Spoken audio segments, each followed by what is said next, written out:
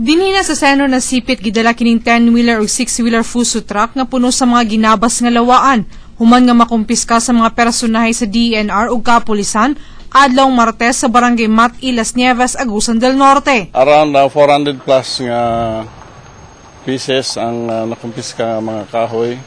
Undocumented kini. Mukabas sa 13,301.87 board feet ang mga ginabas nga kahoy nga dunay market value nga gibanabanang kapin 300,000 pesos. Nisibat ang mga driver sa duha ka sakyanan, apan nakuha sa otoridad ang mga rehistro niini.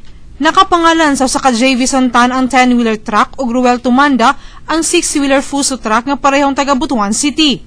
Parayon pang giimbestigahan kung kinsa ang mga nag-iya sa mga kahoy. Dayon niini bisan nag-issue na ang Pangulo sa Executive Order 23 sa indefinite log ban sa tibuok nasod, daghan gihapon ang milambigit sa illegal logging nga mao'y nahimong hinungdan sa pagdahili sa yuta sa ubang lugar ug mga pagbaha. Tana undang na tanan sa mga illegal nga mga aktibidades.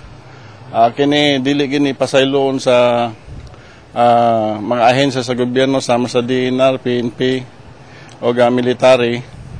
Kay kini ginadili na gyud under Executive Order number 23. Sa pagkakaroon, halos mapuno na sa mga nakumpiskang mga kahoy ang buhatan sa sentro na sipit. Charmaine Awitan, Patro sa Caraga.